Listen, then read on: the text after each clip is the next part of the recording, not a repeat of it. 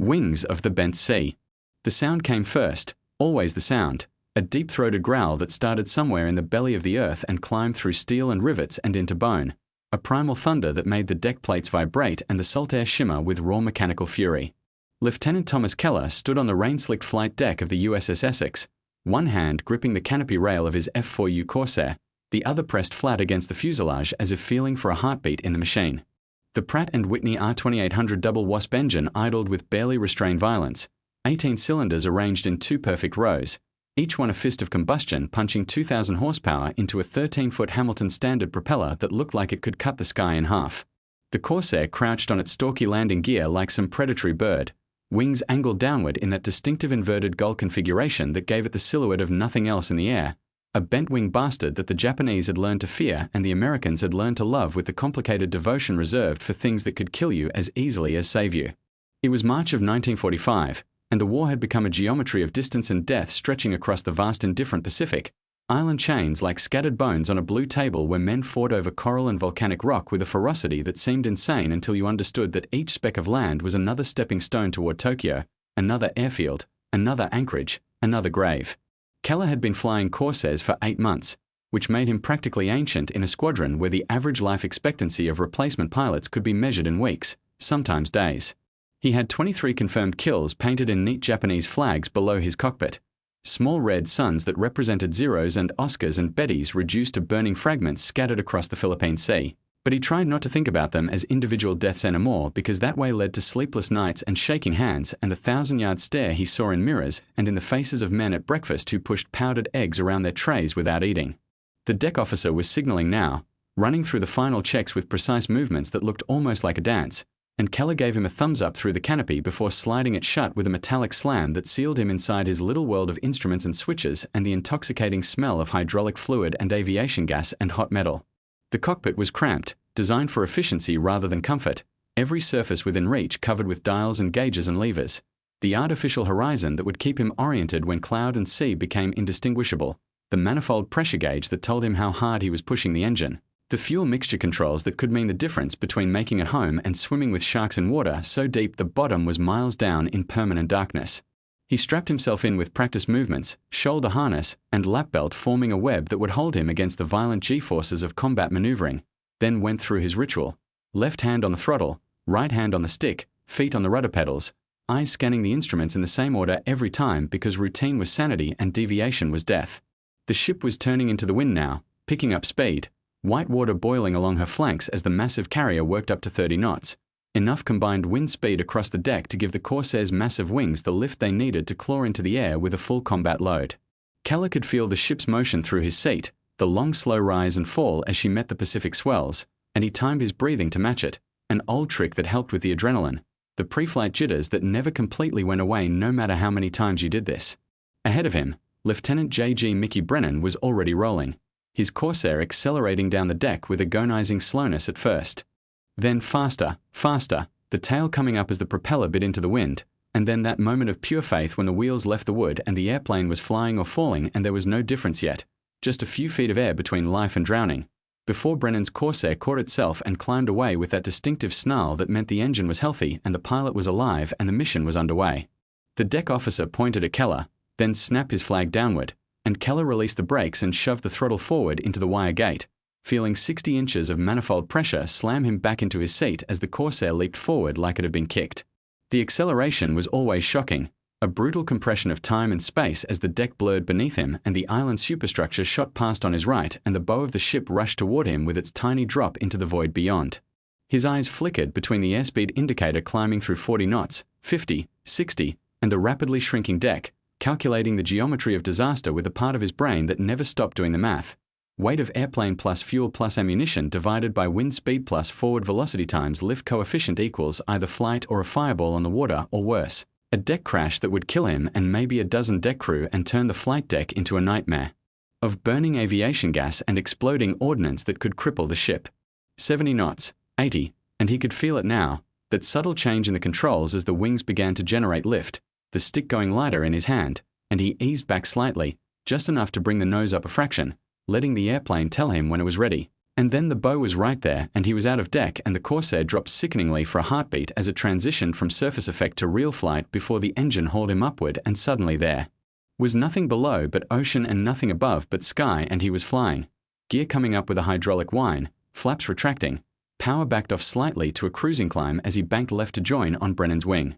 The rest of the squadron was launching behind him, 8 more Corsairs punching into the morning air at 30-second intervals, and within 10 minutes they had formed up into a loose combat spread, for 2 plane sections with enough spacing that everyone had room to maneuver but close enough to provide mutual support. Keller led the second section, with Ensign Jack Coleman on his wing, a 20-year-old kid from Iowa who had arrived 3 weeks ago with fresh gold bars and shiny boots and a stack of letters from a girl named Charlene who wrote every day, long rambling accounts of life in Cedar Rapids that Coleman read aloud in the ready room until someone told him to shut up, though never with much conviction because those letters were a lifeline to a world that seemed increasingly unreal the longer you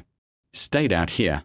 Coleman was a decent pilot, a little timid on his gunnery runs but improving, and he had the most important quality. He could hold formation through thick weather and stay on your wing in a fight, which meant you could count on him to cover your 6 when things went to hell.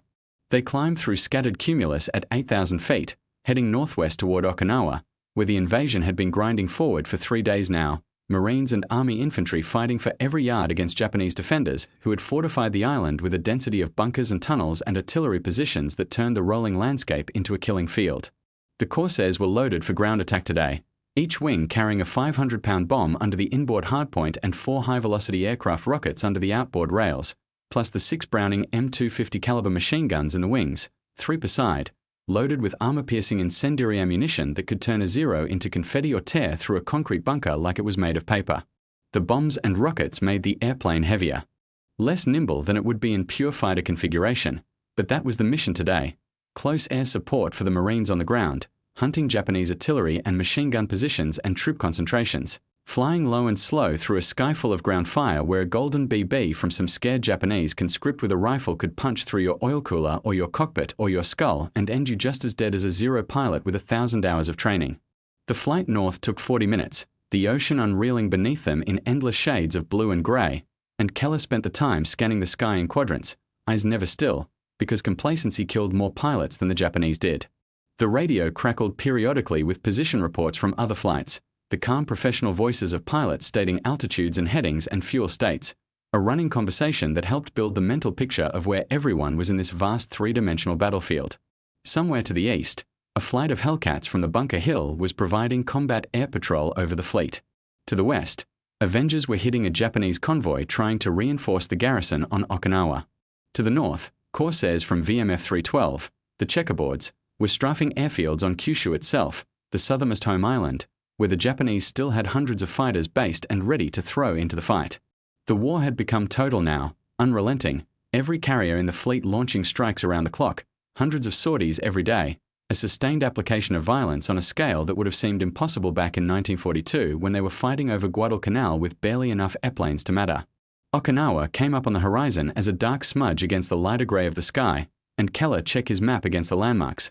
identifying the distinctive shape of the Motobu Peninsula and the sprawling anchorage of Nakagusaku Bay where the invasion fleet sat like a steel city on the water, hundreds of ships ranging from massive battleships down to tiny landing craft, all surrounded by a screen of destroyers and destroyer escorts whose job was to intercept the kamikazes that came every night and sometimes during the day, single-engine bombers and fighters flown by pilots who had no intention of returning,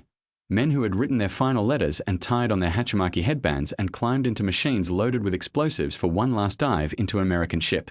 Keller had seen 3 kamikaze hits in the past week, had watched from altitude as Zero pilots pushed over into vertical dives and plowed into destroyers and transports in eruptions of fire and shattered steel that sent men into the water burning or blown apart or simply gone, vaporized by the violence of the impact. There was something uniquely horrifying about the kamikazes, the absolute certainty of their intentions, the knowledge that you weren't fighting men who wanted to survive but men who had already accepted death and were now merely choosing the manner of it. The forward air controller came up on the radio, a Marine on the ground with Keller's squadron frequency, his voice steady despite the background crackle of small arms fire. "Blue Flight, this is Brickhouse. I have targets for you. Coordinates follow." Keller copied the grid references onto his kneeboard, comparing them to his map, and saw that they were being directed to a ridgeline about 3 miles inland from the landing beaches, where Japanese artillery had been hammering the American advance all morning.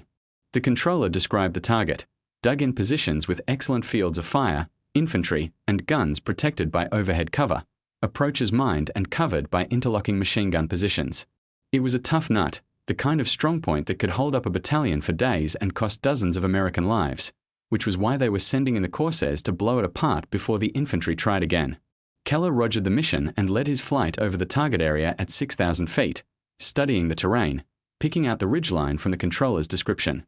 Smoke was rising from multiple points on the island, the residue of earlier strikes and ongoing artillery duels, and he could see the traces from American and Japanese positions arcing back and forth across contested ground, beautiful and deadly ribbons of light that represented thousands of rounds being fired in anger. The ridgeline looked like every other piece of Okinawan landscape from altitude, coral rock, and scrub vegetation with no obvious signs of fortification, which was exactly the problem. The Japanese had become masters of camouflage and concealment, building positions that were invisible from above until you were right on top of them, and even then you might not see anything until the anti-aircraft fire started coming up.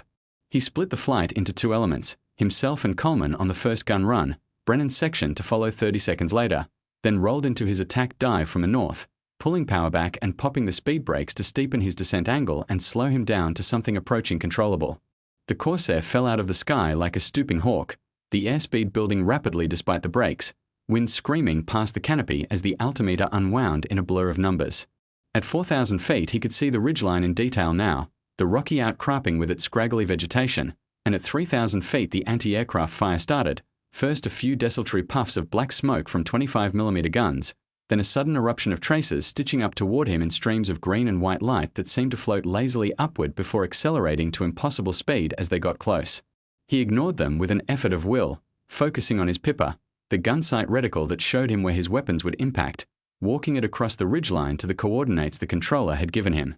At 1,500 feet he pickled off his first rocket, felt the characteristic lurch as it left the rail, then fired the other three in rapid succession, watching them streak down on tails of white smoke before he immediately thumbed the bomb release and felt the airplane jump upward as 1,000 pounds of ordnance fell away. He was pulling out now, pulling hard, the G-forces crushing him down into his seat as the horizon came up and the engine screamed at full power, Coleman somewhere behind him doing the same, and Keller craned his neck to watch his impacts. The rockets hit first, 4 orange flashes on the ridgeline, then his bomb, a much larger explosion that threw coral and dirt and what might have been pieces of bunker into the air in a mushroom of black and grey. Brennan's section was rolling in now, and Keller continued his climbing left turn to come around for a strafing pass, giving the second element room to drop their ordnance. More explosions rippled across the ridgeline as Brennan and his wingmen added their bombs and rockets to the devastation, and by the time Keller leveled out at 3,000 feet for his gun's run, the entire target area was obscured by smoke and dust.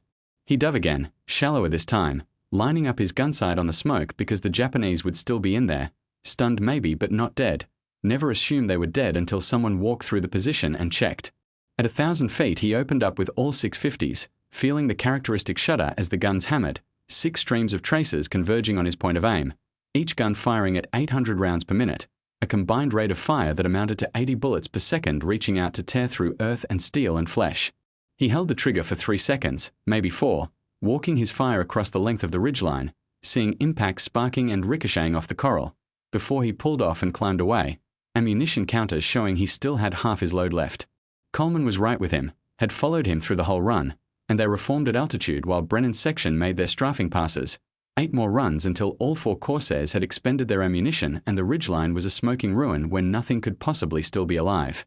The forward air controller came back on the radio, his voice tight with satisfaction. Blue flight, brick house, good hits, target destroyed, you can head home. Thanks for the support.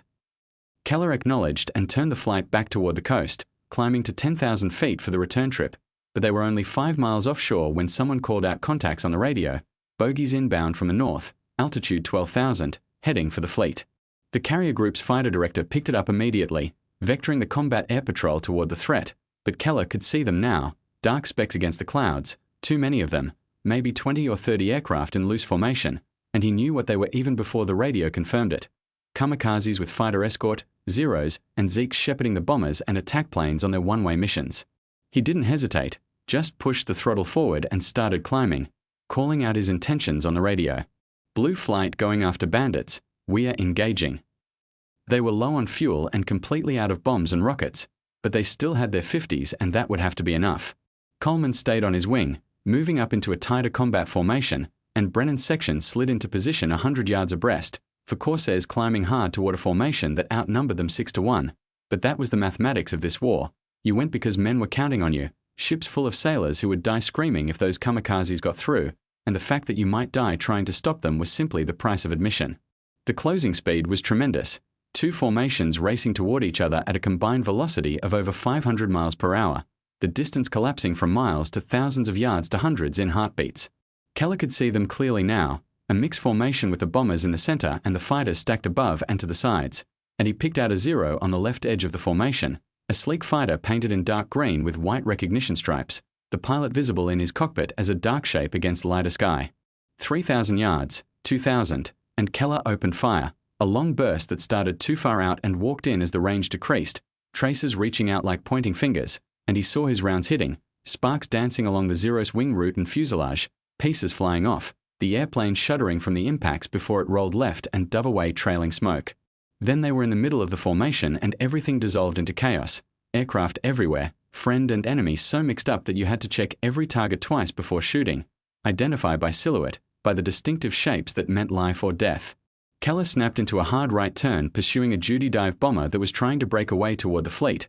a twin-engine aircraft with a glazed nose and a fixed landing gear that made it look ungainly and slow, but slow was relative when you were both doing 300 knots and the range was point blank. He fired again, short controlled bursts, watching his rounds tear into the duty's port engine, seeing fire bloom inside the cowling, and the bomber's wing folded upward at an impossible angle and the whole aircraft spun into a flat spiral and fell away toward the ocean, trailing fire and smoke like a comet. Coleman was calling for help on the radio, his voice high and tight, and Keller reversed his turn and found him immediately, a 0 on his tail firing steadily, traces bracketing the Corsair as Coleman threw his airplane around the sky in desperate evasion. Keller rolled inverted and pulled, a split S that brought him down and behind the 0 in a diving attack, and he fired without preamble, a 2-second burst that caught the Japanese fighter in the engine and cockpit, the 0 disintegrating in mid-air as its fuel tanks exploded, the pilot's body tumbling clear for an instant before the fighter's wreckage engulfed him in a ball of orange fire. Coleman was clear now, climbing away,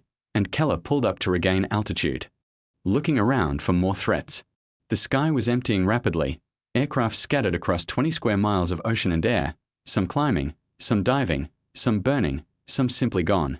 The kamikazes were breaking through in 1s and 2s, diving for the ships below, and Keller went after another one, a Val dive bomber in a steep descent toward a destroyer, the ship already firing everything it had, traces and proximity-fused shells creating a curtain of steel that the Val flew through somehow without dying. Keller pushed the Corsair into a near-vertical dive, engine screaming, airspeed building past 400 knots, the controls getting heavier and heavier as the airplane approached compressibility, that threshold where the air turned to something like concrete and strange things happened to flight characteristics. He was gaining on the Val, coming down behind and above it, and he fired from 800 yards, a long deflection shot that was more prayer than marksmanship, his traces arcing through the space where the Val would be in another second. Some of his rounds connected, hitting the Val's tail, but not enough to stop it, and the dive bomber kept going, down and down toward the destroyer that was growing larger in Keller's gunsight as he followed the kamikaze toward the water. At 2,000 feet he fired again, held the trigger down and let the guns hammer, watching his ammunition counters drain toward 0 as he poured everything he had into the Val, and this time the bomber staggered, pieces flying off, the engine smoking, and then the Val rolled onto its back and the pilot fell out, whether ejected or dead or simply abandoning the aircraft Keller would never know, and the Val plowed into the ocean 100 yards short of the destroyer in a geyser of white water and flame. Keller pulled out at 500 feet, so low he could see the faces of the sailors on the destroyer's deck looking up at him, and he climbed away with his hands shaking on the controls and his heart hammering so hard he thought it might crack a rib.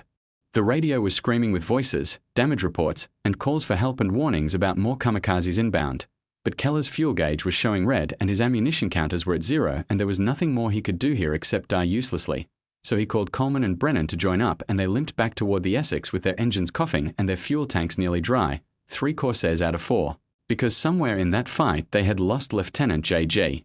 Mickey Brennan, his wingman had seen him take fire from a 0 and spiral down into the water. No parachute, no raft, no radio call, just gone like he had never existed except for the empty slot in the formation where he should have been.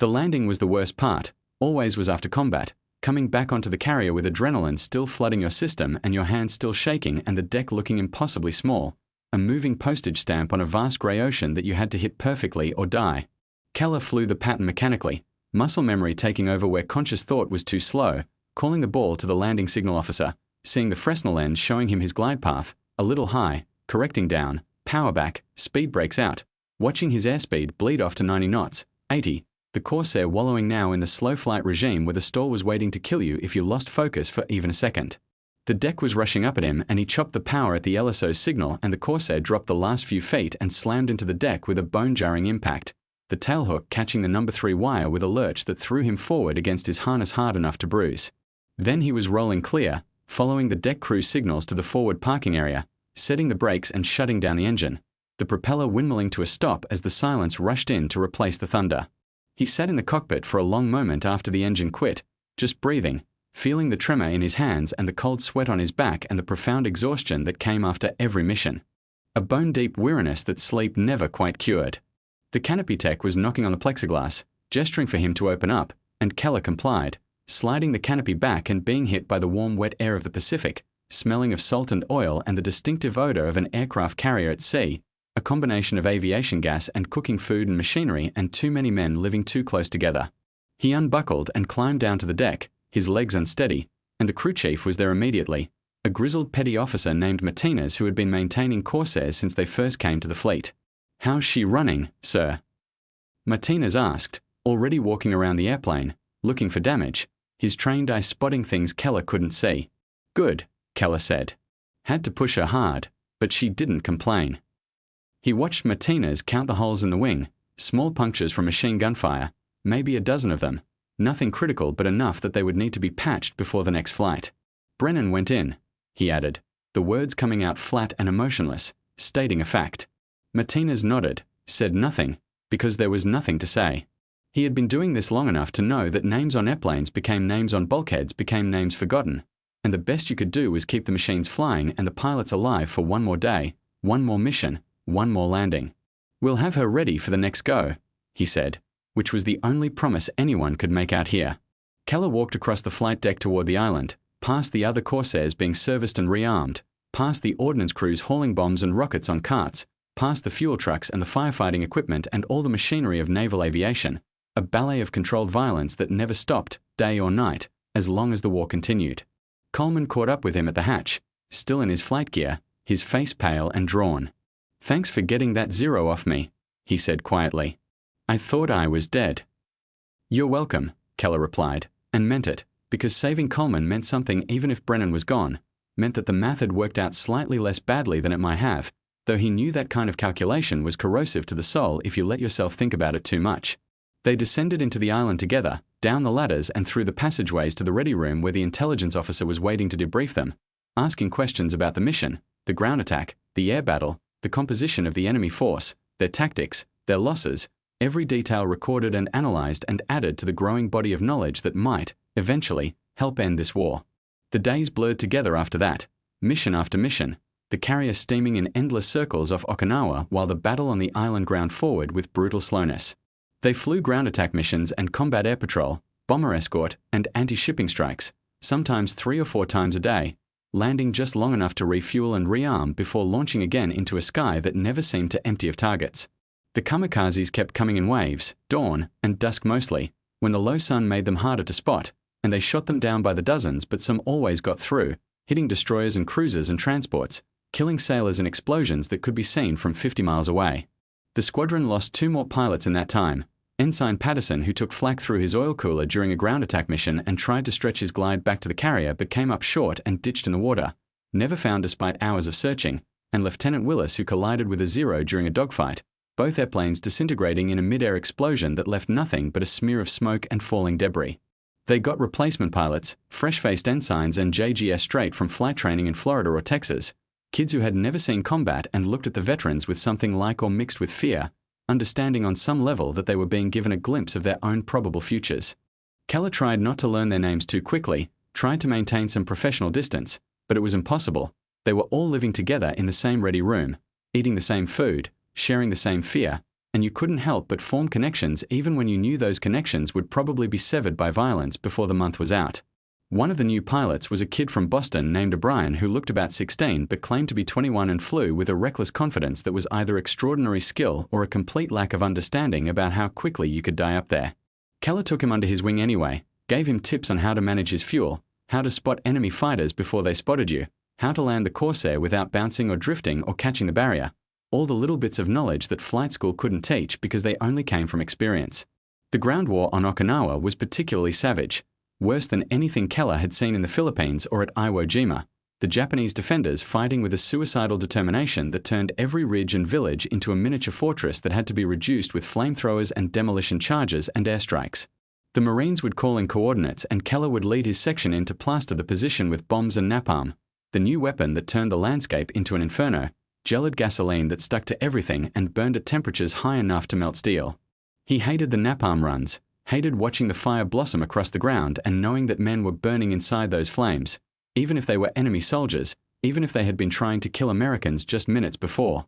There was something particularly horrible about burning to death, a visceral revulsion that he couldn't shake despite understanding intellectually that death by napalm was no worse than death by high explosive or machine gun fire. But the lizard part of his brain didn't care about logic, it just knew that fire was wrong in some fundamental way. In late April, they got orders for a special mission, something different from the usual ground attack and combat air patrol routine. Intelligence had located a Japanese destroyer that had survived a submarine attack and was limping back to Kyushu for repairs, traveling at low speed and supposedly without air cover. The admiral wanted it sunk before it could make port, and he was sending in the Corsairs to do it, 8 aircraft loaded with 1,000-pound armor-piercing bombs, flying at wave-top height to avoid radar detection. It would be a long mission, over 300 miles each way, pushing the Corsair's range to its limits, which meant they would be flying with minimal reserves, no margin for error or combat or headwinds or getting lost. Keller was tasked to lead one of the divisions, with O'Brien on his wing and 2 other pilots,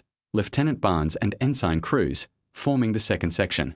They launched at dawn, the sky still grey with pre-sunrise light, and formed up over the fleet before turning north toward Kyushu. The flight was low and fast, maintaining just 50 feet above the water to stay under the Japanese radar coverage, the ocean racing past beneath them in a blur of white foam and dark swells that looked close enough to touch. At that altitude, every wave was a threat. A momentary lapse in concentration could send you into the water at 300 knots, an impact that would be instantly fatal, the airplane disintegrating and the pilot killed before he even knew what happened. Keller kept his scan going constantly, eyes on the horizon, down to the altimeter, quick glance left and right to check his wingmen, back to the horizon, never fixating on any one thing because tunnel vision killed at low altitude. The engine drone was hypnotic at this power setting, 28 inches of manifold pressure and 2100 RPM, a rhythm that droned on and on as the miles passed beneath them. They found the destroyer exactly where intelligence said it would be, a dark shape against the lighter grey of the dawn ocean, trailing smoke from a damaged stack and listing slightly to port. Clearly hurt but still underway, making maybe 15 knots and zigzagging to throw off any submarines that might still be tracking it. There were smaller vessels with it, 2 submarine chasers or perhaps corvettes, escort ships that would have anti-aircraft guns but nothing that could seriously threaten a Corsair if you were fast and violent and didn't give them time to track you.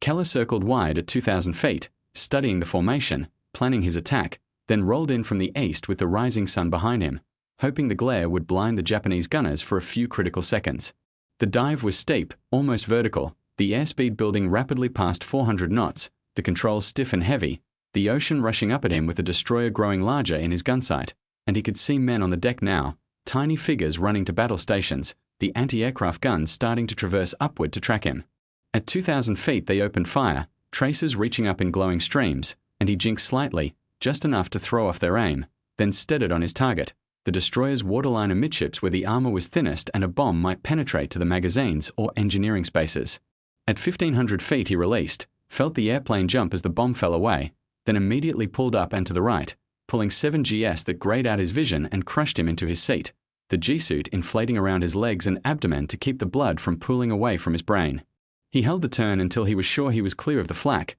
then leveled out and looked back to see his bomb impact, a huge geyser of water rising alongside the destroyer's hull, close but not close enough, a near miss that probably buckled some plates but didn't sink her. The other Corsairs were rolling in now, one after another, bombs falling in a sequence of explosions that walked up and down the destroyer's length. O'Brien's bomb hit forward, right on the bow, blowing the entire front of the ship open in an eruption of flame and steel that sent the anchor chains skyward like a whip.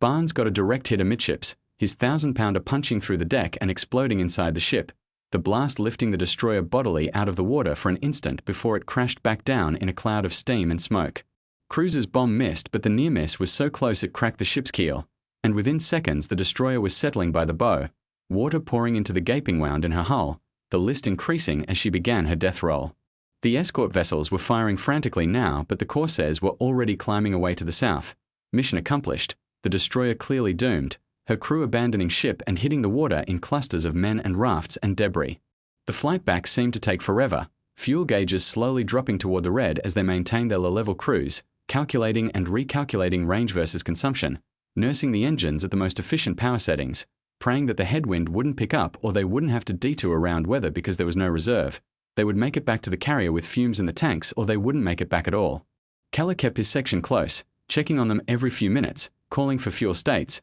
making sure nobody was burning gas too fast or having engine trouble, ready to redirect them to a closer carrier or an emergency airstrip on Okinawa if necessary, though he knew that ditching was the more likely outcome if someone ran out of fuel. And ditching in the open ocean with minimal survival gear was only continuously better than not surviving at all. They raised the fleet with 20 minutes of fuel remaining. Precious little margin, but enough if the landing pattern was efficient and they didn't have to wave off and go around. The carrier was ready for them, deck clear, arresting gear rigged, the LSO waiting at his station on the port side fantail. Keller led them into the break, peeling off at 5-second intervals to enter the landing pattern. And he flew his approach by the numbers, 100 knots on downwind, gear down, speed brakes extended, calling the ball and seeing the yellow light that meant he was on glide slope, 75 knots over the ramp, cut the throttle, and slam onto the deck with the hook catching wire and the airplane stopping in 100 feet of control violence. He taxied clear and the others followed. All 4 Corsairs recovered without incident, fuel gauges showing empty or near enough as to make no difference, and when Martinez came up to check the airplane, Keller told him about the destroyer sinking and the chief actually smiled, a rare expression on his weather-beaten face. "Good hunting, sir," Martinez said, and Keller nodded, accepting the compliment though he felt nothing like satisfaction, just exhaustion and relief that they had all made it back, knowing that tomorrow they would do it again and the day after that and every day until the war ended or they didn't come back, whichever happened first. In May the kamikazes intensified, mass raids of 50 or 100 aircraft coming in at dawn and dusk, organized attacks that overwhelmed the combat air patrol despite the Americans shooting down aircraft at ratios that would have been considered impossible a year earlier. The carriers took damage. The Bunker Hill got hit by 2 kamikazes within 30 seconds and turned into a floating inferno that killed nearly 400 men. The Intrepid took another hit that blew a hole in her flight deck and killed 60. The Enterprise was damaged twice in 3 days. The Essex was lucky, or perhaps the combat air patrol was just that good, but they came close several times, Zeros breaking through the screen and diving for the ship only to be shot down by the destroyer escort or the ship's own anti-aircraft batteries, close enough that Keller watched from the flight deck as a Zero disintegrated 200 yards off the starboard bow, close enough to see the pilot's face in the instant before his aircraft exploded.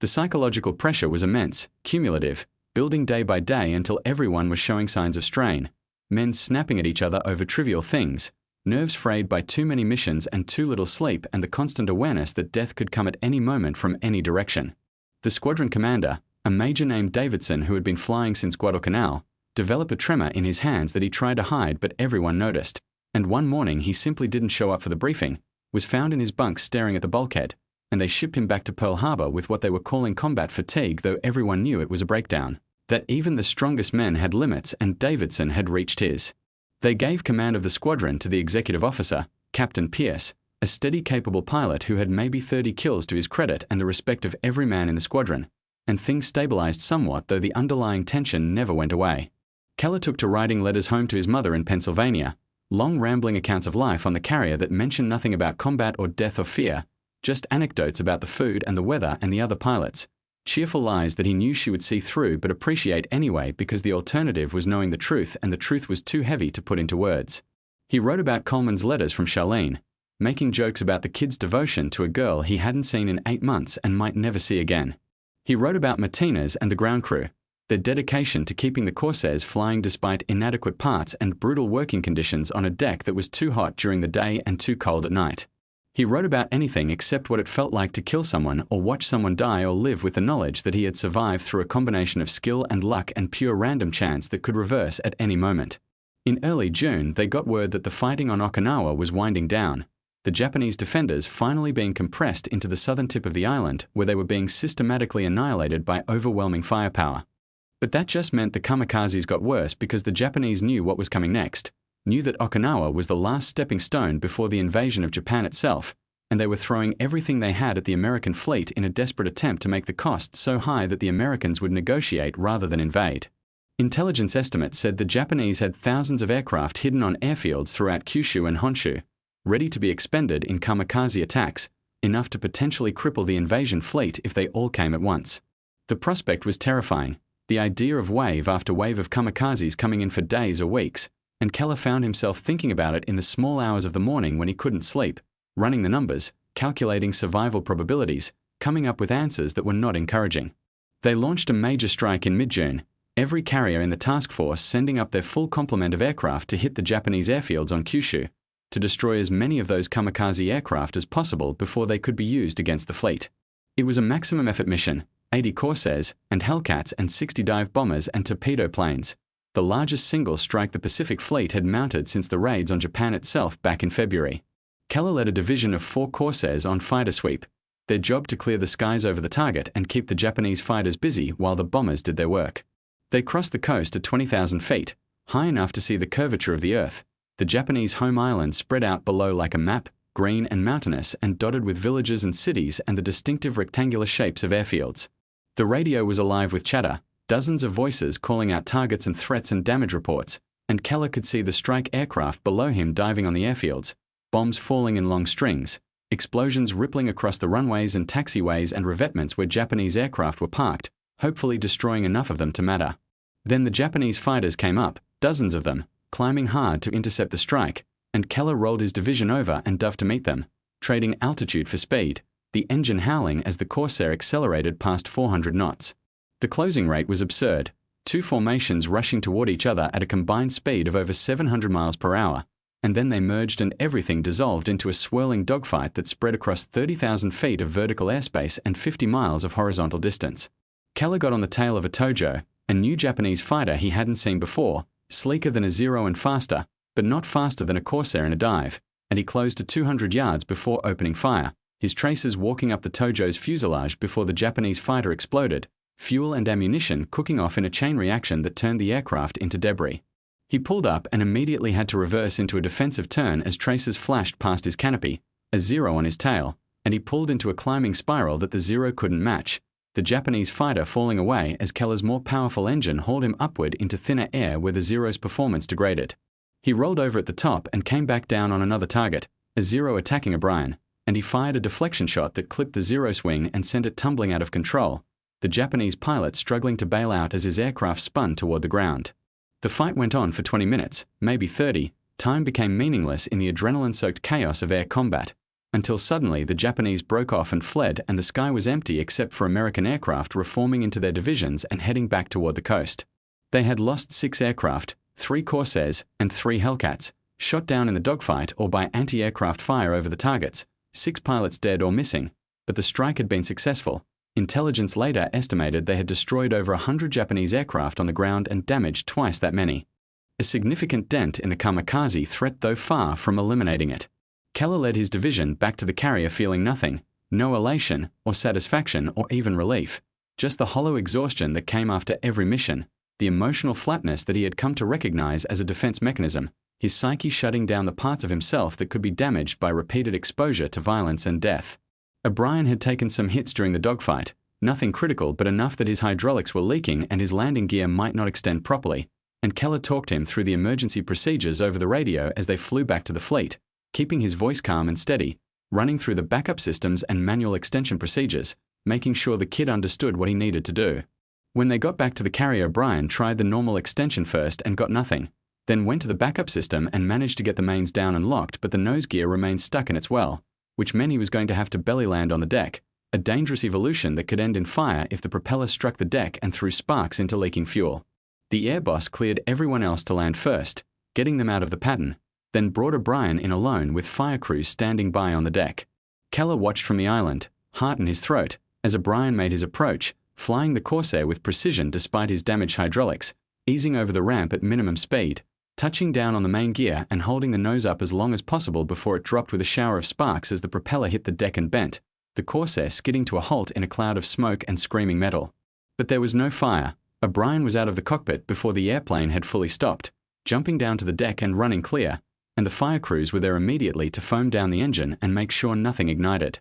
Martinez would salvage what he could from the airplane, but it was done as a flyable aircraft, the propeller and engine destroyed, the fuselage damaged beyond field repair, and it would probably be pushed overboard to make room on the deck because there was no point keeping a hangar queen when you needed every square foot of space for operational aircraft. That night Keller lay in his bunk in the darkened stateroom he shared with 3 other pilots and listened to the sounds of the ship, the constant background hum of the ventilation system and the creak of the hull as it flexed in the swells and the distant clang of machinery from the deck above. Coleman was in the bunk across from him, writing another letter to Charlene by flashlight, his pen scratching across the paper with a sound like mice in the walls. Someone down the passageway was having a nightmare, shouting incoherent words before falling silent, probably awake now and too afraid to go back to sleep. Keller closed his eyes and tried to rest, but his mind wouldn't shut down, kept replaying the day's missions, the Zero he had shot down, the Tojo exploding, O'Brien's belly landing, an endless loop of images that he couldn't stop even when he wanted to. He thought about Brennan and Patterson and Willis, gone now,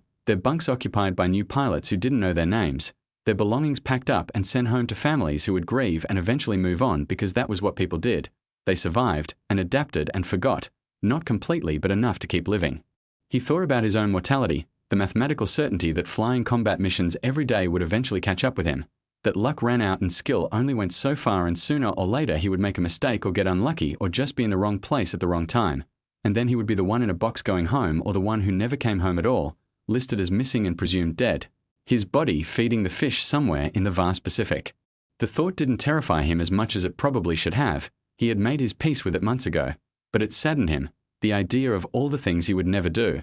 the life he would never live, the version of himself that would never get to be 40 or 50 or 60, never get to have the wife and kids and house and career that seemed to be the expected trajectory of a normal life. But there was nothing normal about this, about any of this, and Keller had come to understand that the war had changed him in ways that were probably permanent, had burned away parts of his personality that would never grow back and replace them with scar tissue, hard and inflexible. He didn't know if he could ever return to civilian life, couldn't imagine sitting in an office or teaching school or doing any of the ordinary things that ordinary people did, because how could you care about those things after you had seen men burned alive and watched friends die and killed other men with your own hands? The war would end eventually, everyone said so. Japan couldn't hold out forever against the combined might of the American war machine, but Keller wondered what would happen to men like him when it did, whether they would be able to adjust or whether they would carry this darkness with them forever, ghosts haunting a world that had moved on without them.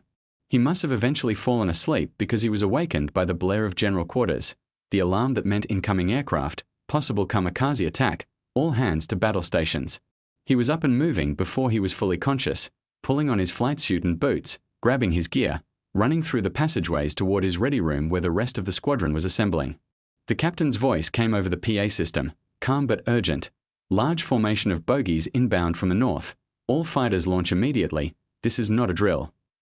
Keller grabbed his chart and knee board and headed for the flight deck with Coleman right behind him, both of them running up the ladders toward daylight, toward the organized chaos of a scramble launch. The deck was already in motion, Corsairs being rolled into position, engines starting, ordnance crews loading ammunition belts into the wing guns. Keller found his airplane, number 17. Martinez already had it started and was signaling for him to mount up. He climbed into the cockpit and strapped in with practiced efficiency, running through the abbreviated pre-flight check while Martinez stood on the wing running through the engine settings with him, shouting to be heard over the surrounding noise. She's fully loaded, 600 rounds per gun, fuel topped off, engine running sweet, Martinez yelled, and Keller gave him a thumbs up and slid the canopy closed. Around him, other Corsairs were taxiing into position, the deck crew working with frantic precision to get them launched as quickly as possible, knowing that every second of delay meant the kamikazes were that much closer to the fleet. The launch was ragged, faster than normal, airplanes going off the bow at 20-second intervals instead of the usual 30, the flight deck a barely controlled chaos of moving aircraft and running crew and the constant background roar of engines at full power. Keller got airborne and immediately started climbing, not waiting to form up properly, every Corsair heading north independently to intercept the incoming raid, and the fighter director was already on the radio giving vectors and altitudes, painting the picture from the radar returns. 50-plus aircraft inbound, altitude 12,000 descending, estimated composition 30 bombers with fighter escort, 20 minutes to contact, all fighters intercept and engage, kill them all before they reach the fleet. Keller shoved the throttle to the firewall, pulling maximum power, climbing hard toward 20,000 feet where he could dive down on the raid with an energy advantage. Other Corsairs and Hellcats were converging from all directions, the entire task force's fighter complement racing to intercept, maybe 60 American fighters against 50 Japanese aircraft, better odds than usual but still not enough to guarantee they would stop them all. He could see them now, tiny dark specks against the grey morning clouds, still 15 miles out but closing fast. And he armed his guns and adjusted his gun sight and pushed all thoughts out of his mind except the immediate tactical problem: angle of attack, closure rate, target selection, ammunition conservation, mutual support. This was what he was trained for, what he had become, a highly efficient killing machine that could make complex three-dimensional calculations while pulling 7GS and dodging enemy fire, and some part of him recognized how fundamentally broken that was, how the war had taken a college kid who liked flying and turned him into this. But he shoved that thought away too because there was no room for introspection when people were depending on you to keep them alive. The American fighters hit the Japanese formation like a hammer, coming in from above and ahead with the sun behind them, and the carefully organized enemy formation disintegrated into chaos within seconds. Keller picked out a Betty bomber at the front of the formation, a twin-engine medium bomber with a glazed nose and a distinctive tail, and he rolled into a high-side pass, diving down and behind it, firing from 600 yards, walking his traces into the bomber's port engine. The engine exploded immediately, fuel and oil spraying back across the wing, and the Betty rolled left and dove away trailing fire, men bailing out, parachutes blossoming white against the grey clouds. He pulled up and found another target, a Zero trying to get on the tail of a Hellcat, and he fired a deflection shot that missed but scared the Zero pilot into breaking off, giving the Hellcat time to escape. The sky was full of aircraft, impossible to track them all, airplanes diving and climbing and turning in a three-dimensional ballet of death that moved at hundreds of miles per hour. Keller saw a kamikaze break through the screen, a duty dive bomber diving for the deck, and he rolled after it, pushing the Corsair into a near-vertical dive, engine screaming, airspeed building past 450, controls going stiff as the aircraft approached the edge of controllability. He was gaining but too slowly. The duty was already down to 5,000 feet and still diving, heading for the carrier, and Keller fired from 1,000 yards, a long desperate burst that used up half his remaining ammunition, traces arcing through the air, most of them missing but some connecting, hitting the duty's tail and fuselage. The bomber staggered but kept going, dropping through 3,000 feet, 2,000, and Keller was right behind him now, firing continuously, rounds tearing through the duty's airframe, pieces flying off, the aircraft shaking itself apart, and at 1,000 feet it rolled inverted and plowed into the ocean in a massive geyser of white water and flame, close enough to the carrier that the ship had to maneuver to avoid the debris. Keller pulled up hard, vision graying out from the G-forces, and climbed back toward the fight which was already breaking up, the Japanese formation scattered and running, those that were still alive. The American fighters pursued them north, shooting them down one by one, until the radio crackled with orders to break off and return to base. Fuel states critical, ammunition expended, mission accomplished. Keller checked his fuel gauge and saw it was down to a quarter tank, barely enough to make it back, and he turned south with the rest of the squadron, leaving the battle behind. The Combat Air Patrol claimed 43 kills that morning, confirmed by multiple witnesses, and another dozen probables, with only 2 American fighters lost, both pilots recovered by destroyer escort. It was a decisive victory by any measure, but Keller felt no sense of triumph, only exhaustion and a profound sense of futility because he knew there would be another raid tomorrow or the next day, and another after that, and the killing would continue until someone decided to end it or everyone was dead. When he climbed down from his Corsair after landing, Martinez was there to greet him, the chief's face showing the strain of too many months at war, and he said simply, "Good hunting, sir," which was all there was to say, really, because the work continued regardless of how anyone felt about it. In late June, word started circulating through the fleet that the invasion of Japan was being planned for November, Operation Olympic they were calling it, landings on Kyushu with over 1 million American troops, supported by the entire Pacific Fleet, and the scuttlebutt was that casualties were expected to be catastrophic, worse than anything seen in Europe, because the Japanese would defend their home islands with a fanaticism that made Okinawa look like a training exercise. The carrier pilots would be flying round-the-clock missions, close air support and interdiction and counter-air, suppressing the thousands of kamikazes that intelligence estimated would be thrown at the invasion fleet. Survival odds for pilots were calculated to be poor, replacement rates would be astronomical, and the war that everyone had thought was winding down suddenly looked like it might go on for another year or more. Keller tried not to think about it, tried to focus on the present, on the mission at hand, but it was hard not to do the math, not to calculate that flying 3 or 4 missions a day for months on end meant that the probability of survival approached zero, that he and Coleman and O'Brien and all the others were essentially living on borrowed time, waiting for their turn to die. Then on August 6th, everything changed. Keller was in the ready room when the announcement came over the ship's PA system, the captain's voice tight with what sounded like awe. A new type of bomb has been dropped on the Japanese city of Hiroshima, a single bomb with the power of 20,000 tons of TNT. The city has been completely destroyed. Nobody spoke for a long moment, everyone trying to process what they had just heard, because 20,000 tons was incomprehensible. That was more explosive power than the entire invasion fleet could deliver in days of sustained bombardment, and the idea that it came from a single bomb was like something out of science fiction. The captain continued, reading from what was clearly a prepared statement. The president has called on Japan to surrender immediately or face total destruction. The war may be over soon. Stand by for further orders. 3 days later, they dropped a second bomb on Nagasaki, and 2 days after that the Japanese government announced their intention to surrender. And suddenly it was over. The war that had consumed the last 3 years of Keller's life, the war that had killed so many of his friends and turned him into someone he barely recognized, was simply over. Ended not by a climactic final battle, but by weapons so terrible that even the Japanese militarists had to acknowledge the futility of continuing.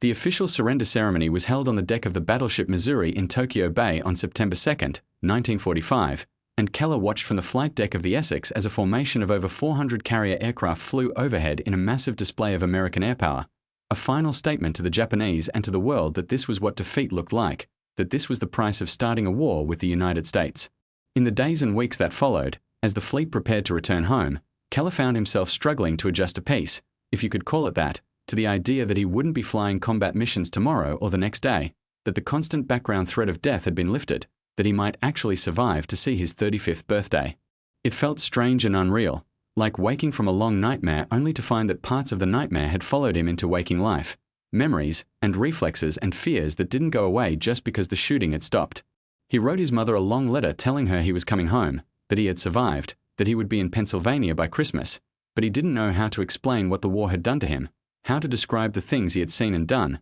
how to make her understand that the boy who had enlisted in 1942 was gone and someone else had taken his place. Someone harder and more damaged and less certain about everything except the value of the men who had fought beside him. On a clear morning in late September, Keller flew his last mission in a Corsair, not a combat mission but a training flight for one of the new pilots who had arrived after the surrender, a kid who would never see combat but needed to learn how to land on a carrier anyway. They flew out over the empty ocean, practicing approaches and waves and touch and goes, the routine mechanics of carrier aviation that continued regardless of whether there was a war on or not. Keller let the new pilot take the controls for a while, giving him advice over the radio, watching him learn the feel of the airplane, the way it responded to inputs, the way you had to anticipate its movements because the Corsair was heavy and fast and unforgiving of mistakes. When they returned to the Essex, Keller took the controls for the final landing, flying the pattern one last time, calling the ball, seeing that perfect green light that meant he was on glide slope, feeling the wheels touch the deck and the hook catch the wire and the airplane stop in that controlled violence that he had experienced hundreds of times but would probably never experience again. He shut down the engine and sat in the cockpit for a long moment, listening to the silence as the propeller wound down, and Martinez was there as always, standing on the wing, but instead of asking about maintenance issues the chief just looked at him and said, "Hell of a war, sir." Keller nodded, unable to find words adequate to the moment, and climbed down to the deck for the last time, his flight boots hitting the wood planks with a sound that echoed in the sudden quiet. He walked across the deck past rows of Corsairs being prepared for the flight home, past the ordnance crews and fuel trucks and all the machinery of naval aviation that would continue operating in peacetime though at a much reduced scale, past the faces of young sailors who had never fired a shot in anger and older sailors who had seen too much, until he reached the island and descended into the passageways that led to his stateroom where Coleman was packing his gear, getting ready for the long journey home. "We made it," Coleman said, looking up from his duffel bag, and there was wonder in his voice, as if he couldn't quite believe it was true. "We actually made it." "Yeah," Keller replied, sitting down on his bunk, feeling the exhaustion of 3 years catching up with him all at once. "We made it." But he was thinking about Brennan and Patterson and Willis and all the others who hadn't, whose names were now engraved on memorials and bulkheads and headstones scattered across the Pacific, and he wondered what it meant to have survived when so many had died, whether it was luck or skill or just the random cruelty of chance, and whether he would ever be able to make peace with the knowledge that he was alive because he had been good at killing, because he had flown a bent-wing fighter with enough skill and violence to destroy his enemies before they destroyed him. There were no easy answers to those questions, he knew, no way to reconcile the morality of what he had done with the necessity of having done it, but that was a problem for later, for the long years ahead when he would have time to think about such things. For now, it was enough that the war was over, that he was alive, that the carrier was heading home, that somewhere in Pennsylvania his mother was waiting for him, and that the morning sun was shining on the Pacific like it had never seen anything but peace.